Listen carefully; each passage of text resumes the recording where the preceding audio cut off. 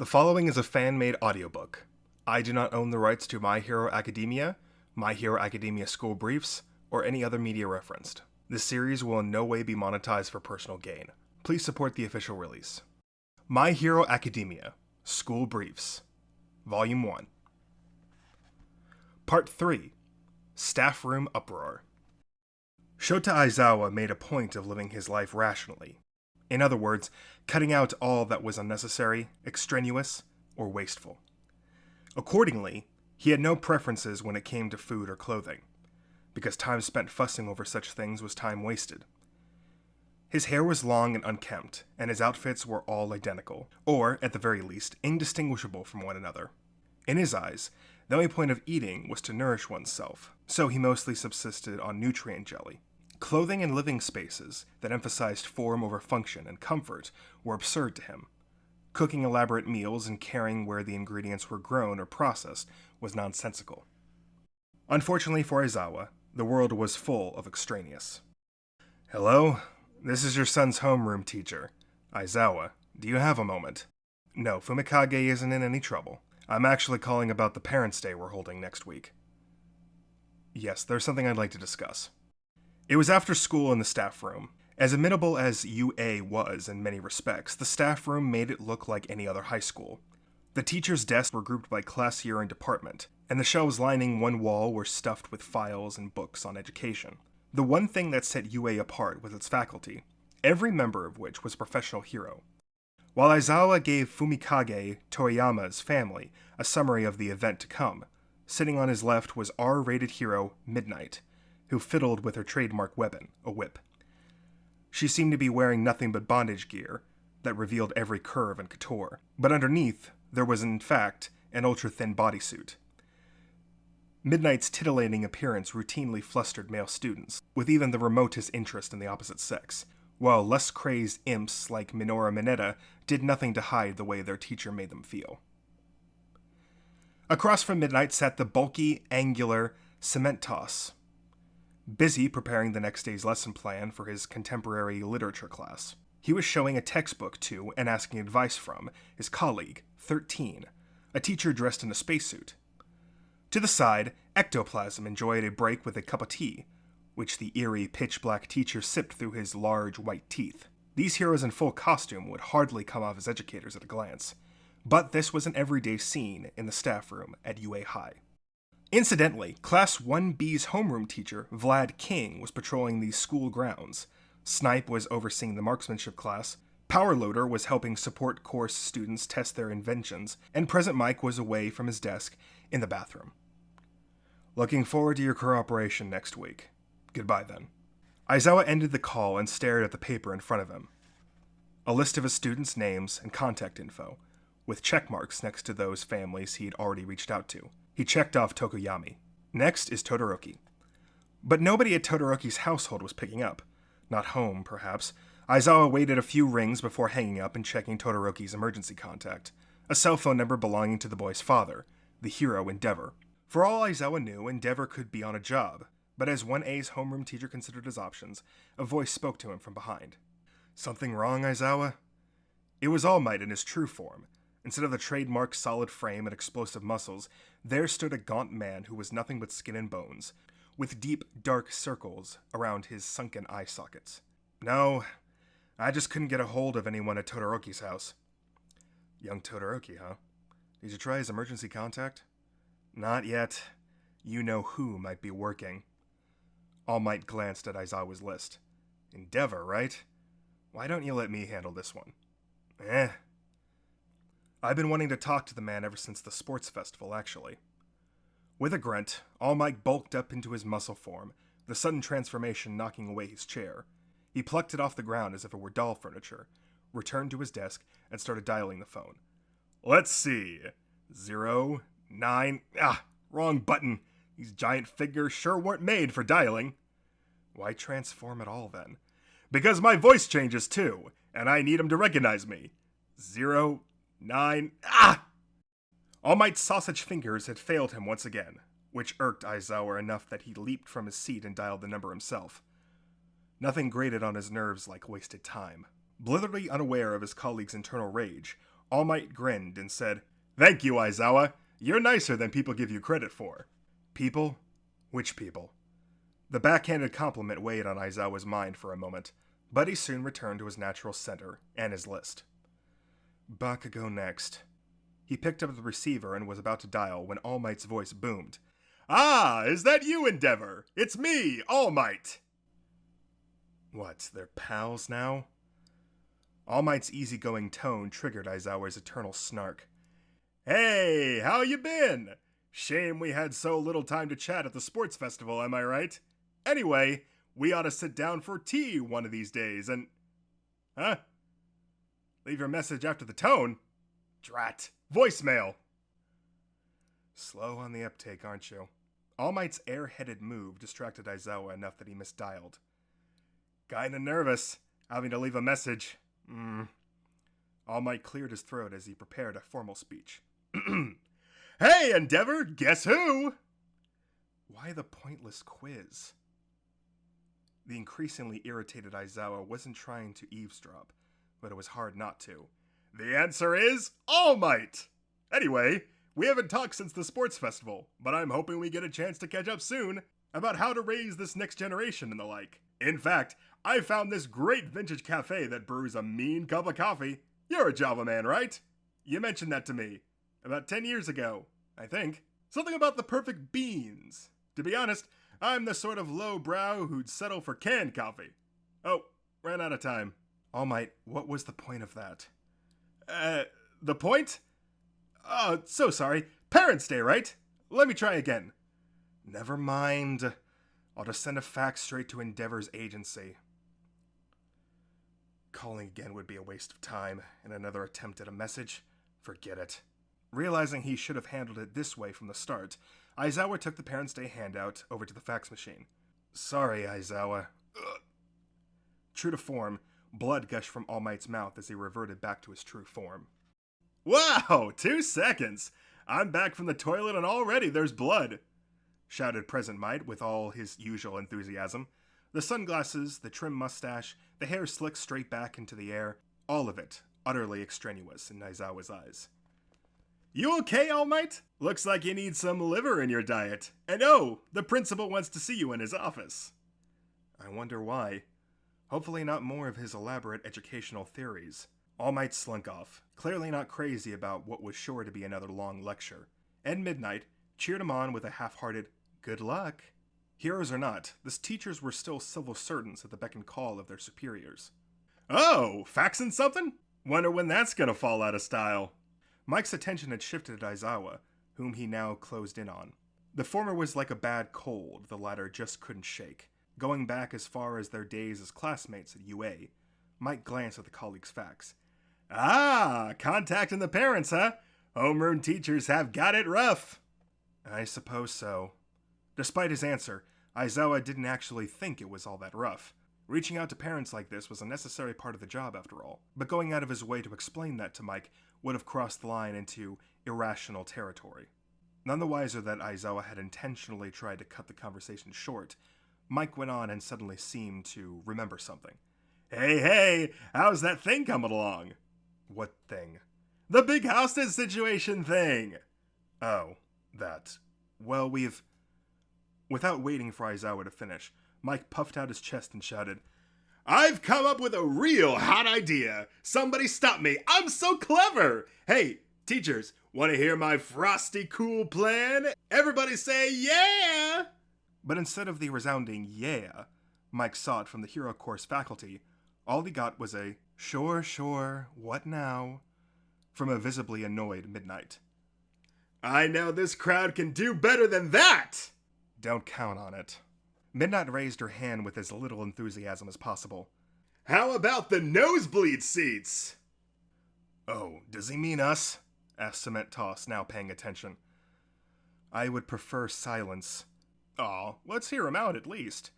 13 tried convincing Ectoplasm to put down his tea and play along, while Mike continued.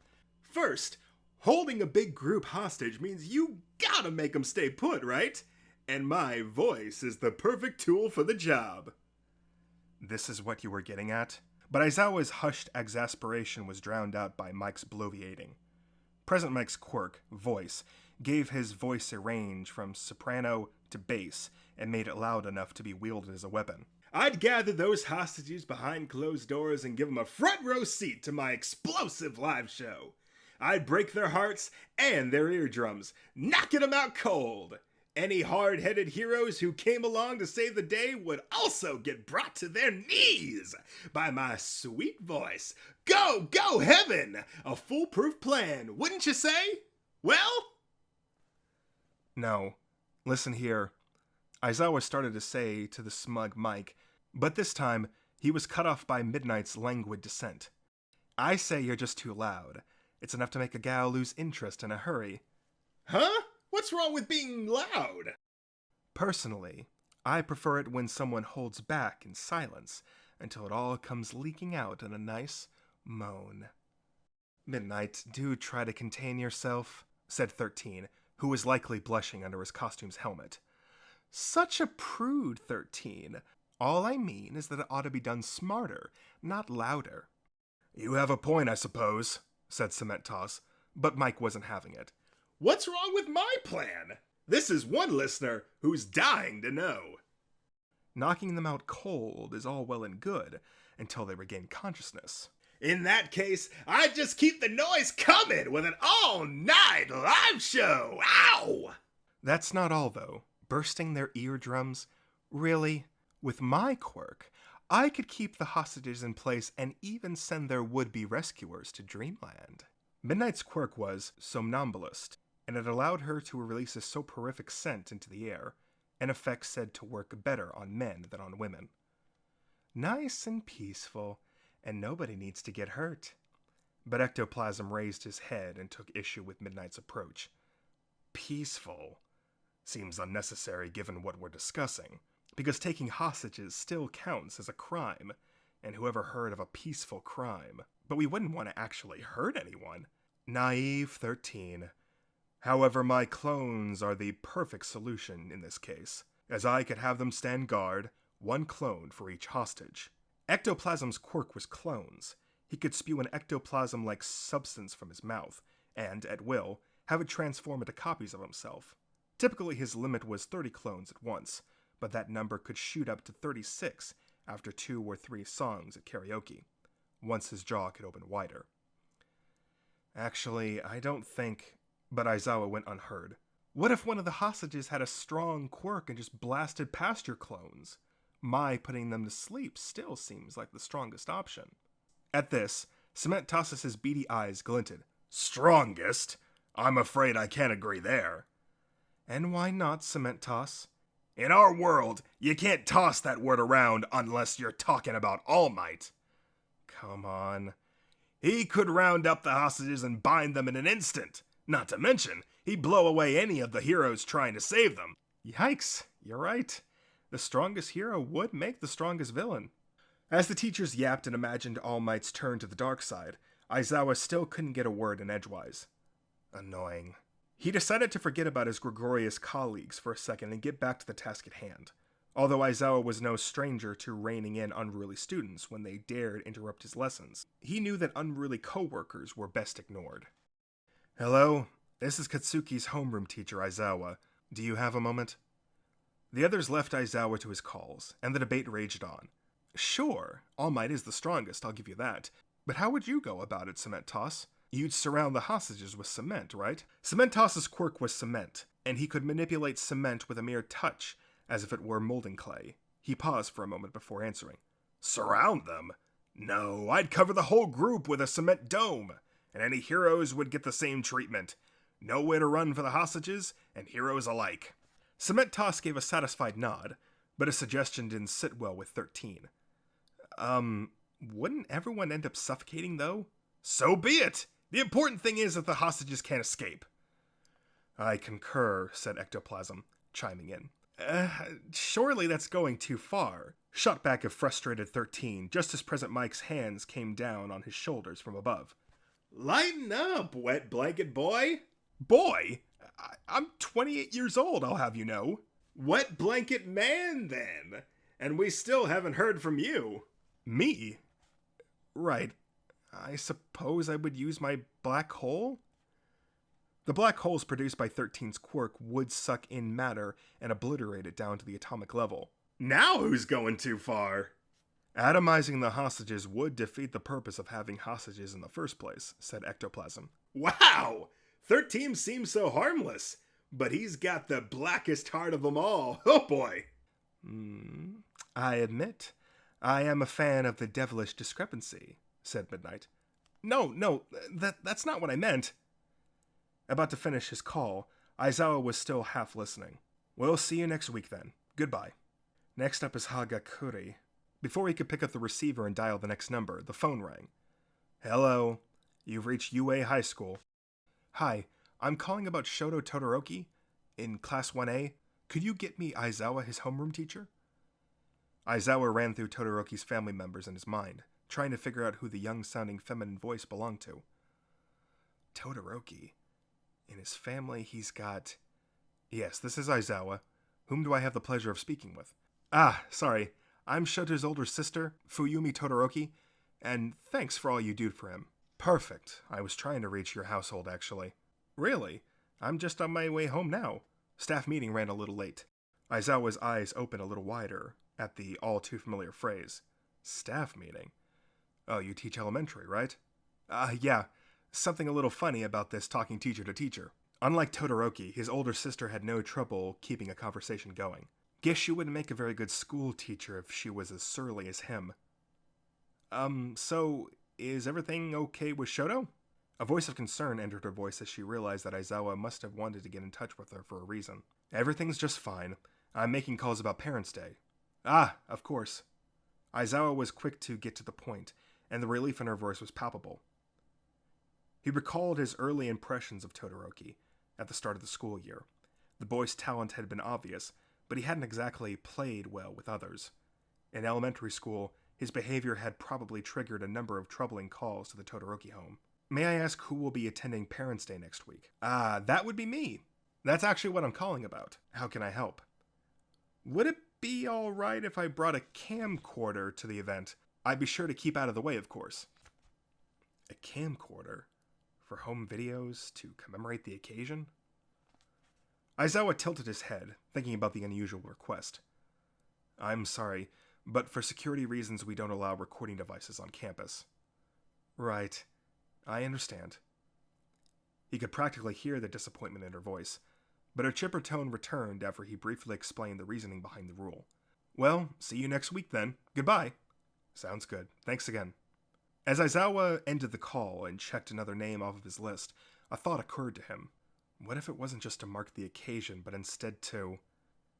President Mike's bombastic voice came crashing into Aizawa's ear.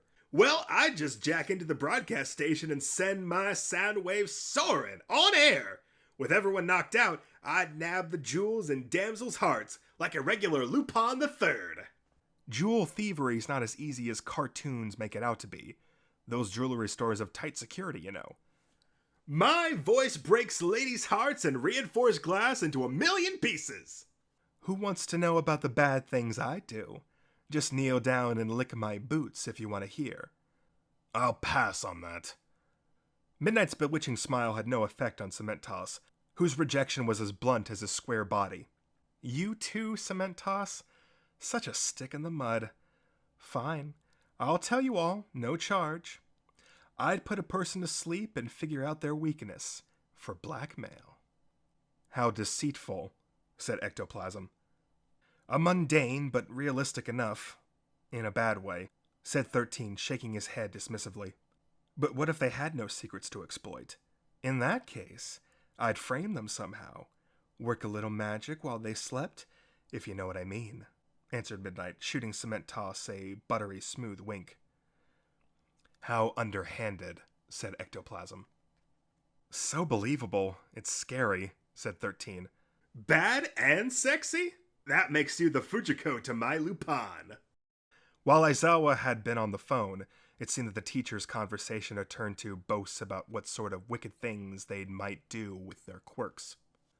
These people, I swear. Tossing out a retort would only drag him down to their level. Eager to be done with his list, Aizawa soothed his dry eyes with some eye drops, pulled himself together, and picked up the receiver once more.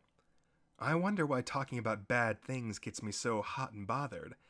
I'm aching inside just thinking about it. Such is human nature. But we're heroes. It's just not right.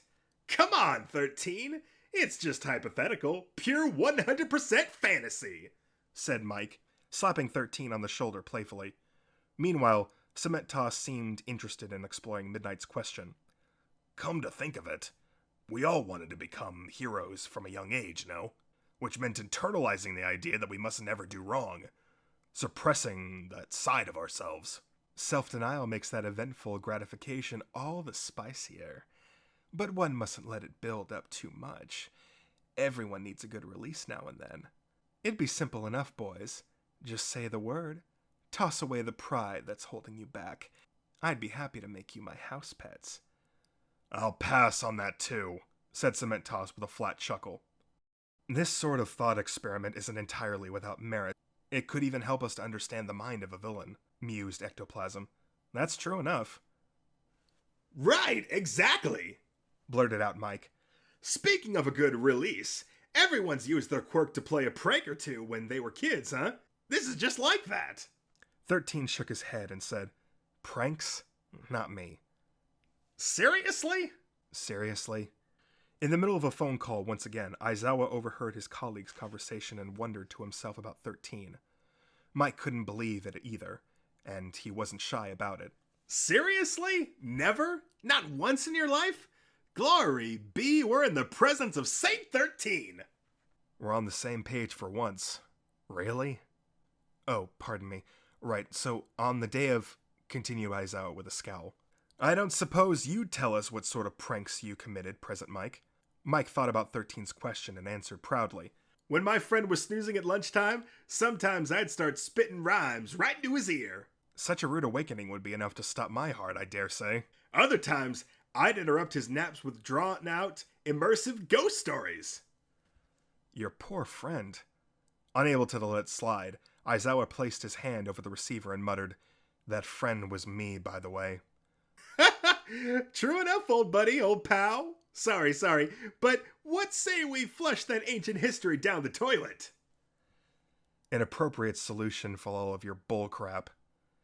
Wishing he could flush the memories too, Aizawa tuned out his old classmate's blathering and sympathetic look before returning to the phone call. Mrs. Midoriya? Sorry about that. Now, as I was saying... Meanwhile, Present Mike had already flushed away whatever guilt he might have felt. Let's hear about your pranks, Midnight. Guessing you were always R-rated, even as a kid. No dirty stories, please, begged Ectoplasm. Not at all. I was a charming little girl, but there was that one time my first crush and I played doctor. Ho! Any stethoscopes involved? Listening to each other all over?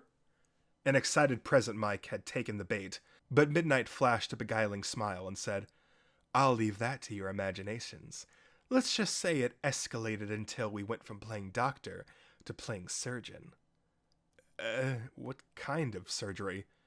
The expressions of Midnight's male colleagues grew rigid. Like I said, imagination. In any case, that boy went on to bat for the other team, and I might have played a role. What? What did you do to that guy? Cried Mike, hands guarding his own nether regions. Another chuckle escaped Midnight's lips as she reminisced. It all must have been a little too stimulating for him. Doesn't sound like that should be a fond memory for you. Back me up, 13. Well, to start with, that bit of mischief had nothing to do with your quirk. I suppose it didn't. Whatever. Let's hear some more stories. How about you, Ectoplasm? Said Midnight, egging on her colleagues. Though I never use my quirk in service of a prank, there was one time when I acted in error. Ectoplasm's solemn tone made his pro-hero colleagues all the more eager to hear.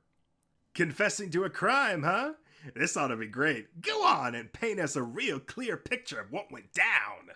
But you're so very stoic, Ectoplasm. I can barely imagine you committing a wrongdoing. Alas, a sin is a sin. I exercise my right to remain silent.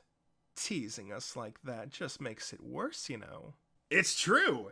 Now we want to hear. True to his word, Ectoplasm remained silent. Hey, you can't do that to us.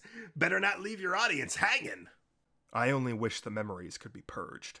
Given his busybody co-workers, Ectoplasm was suddenly regretting piping up at all when Cement Toss decided to talk.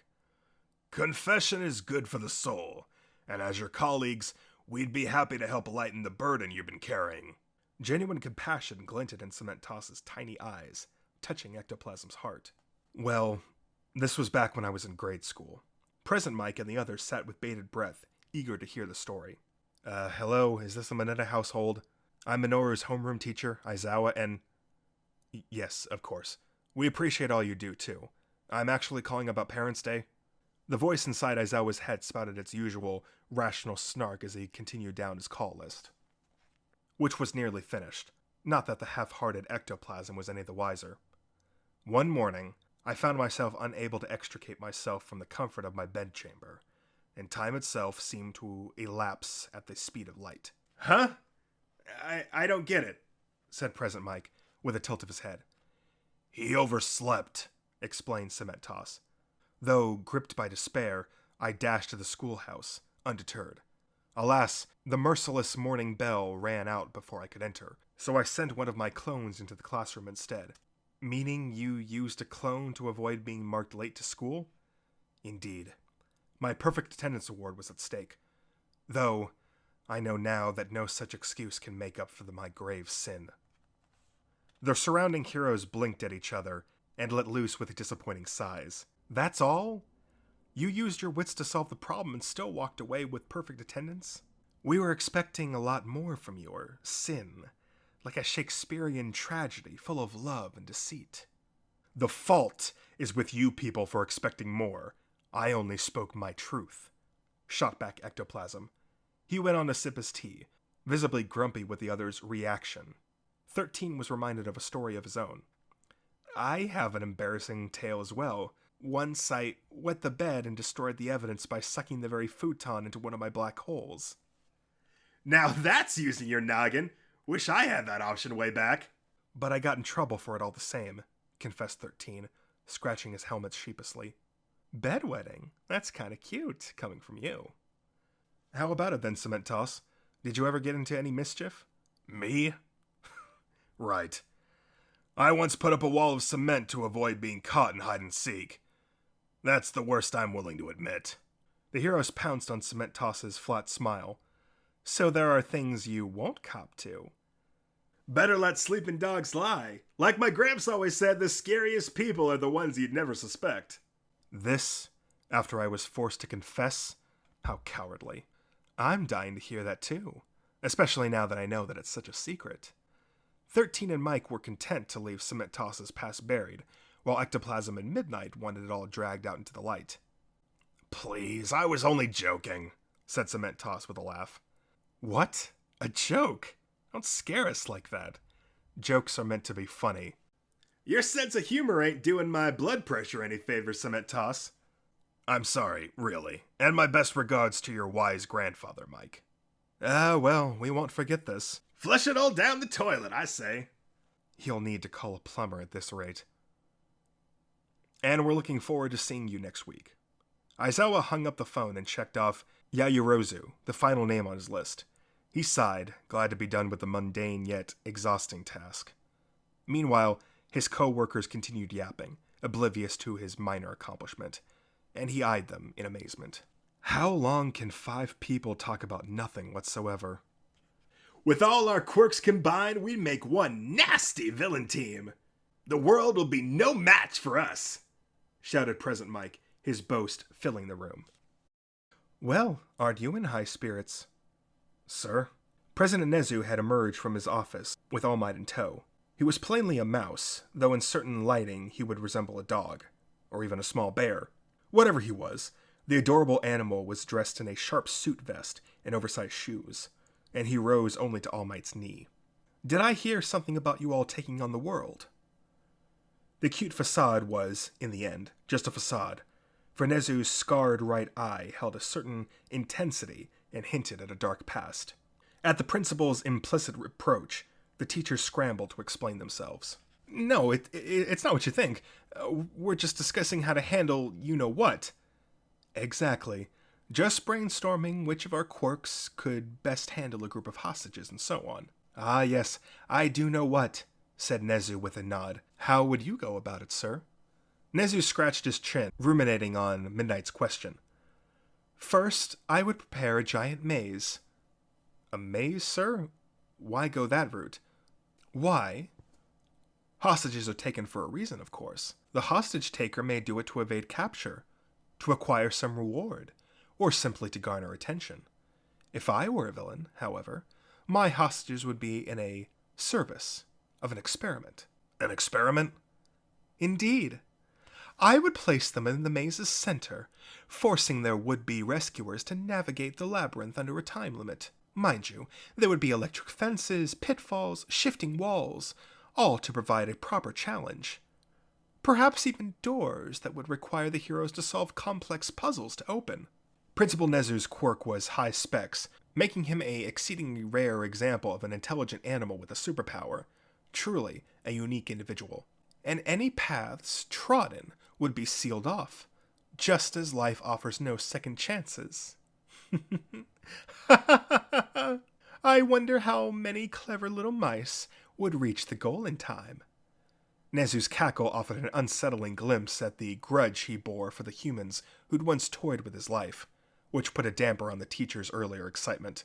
Whoa, that's more than just black-hearted. We're talking a double shot of espresso. Hold the cream. Sir, I think you're scaring everyone, said All Might, crouching low to face his boss. Nezu seemed to come to his senses. Oh my, I lost myself for a moment there. In any case, heroes must always overcome the high walls they face and engender that plus ultra spirit. In that sense, my maze would provide the ideal trial. Oh, leaving already, Aizawa? The unkempt teacher had put his desk in order and now stood. Yes, I'm finished for the day. Like hell you are! You still gotta tell us how you'd wrangle a bunch of hostages. Admit it, my quirk would be super handy. As I said, I could put them to sleep. My quirk is best suited to the task. No, mine! Remember, everyone's safety should be our number one concern. No, mine. I think we ought to team up and get the job done, no? You said it! As the others agreed with Cement Toss, a puzzled All Might cocked his head. Isn't everything already set for you-know-what, Aizawa? Yes, it is. All Might aside, the other heroes gasped at Aizawa's deadpan declaration. For real? Why didn't you tell us something sooner? You started running your mouths before I had a chance to. Anyhow, I'm leaving, grumbled Aizawa, glancing at the windows and realizing how dark it had gotten. After all our brainstorming? Came the first of a flurry of complaints, but he was already moving towards the door. Reminds me of the kids just before class begins. There was nothing rational about getting worked up over nonsense, like a bunch of adolescents, or wasting valuable time and energy on heated conversations over nothing. Though Aizawa would lay down the law of rationality to keep classes running smoothly, he wasn't so high-handed as to impose his mantra on the students during their free time. After all, forcing one's beliefs on others like that would be in itself irrational. What makes it so fun for them exactly? The kids would work themselves into a frenzy chatting about whatever, or lose heart over the smallest things, or explode over differing opinions. No, nothing rational about youth. That point in life when one would dash headlong toward truth, only to ignore it when it presented itself. Finding a satisfying answer to one's problems would inevitably involve quite a bit of wasted time and effort. So reducing that waste was key if one ever wanted to arrive to a conclusion. His students' faces floated across Aizawa's mind. So young and foolish. So full of potential but also wasted effort. Worth teaching. Hidden underneath the bandage-like wrapping that served as his weapon, Aizawa's mouth curled into a smile so faint the man himself didn't realize. The world was full of extraneous, but at the very least, Aizawa would do his part to stay rational.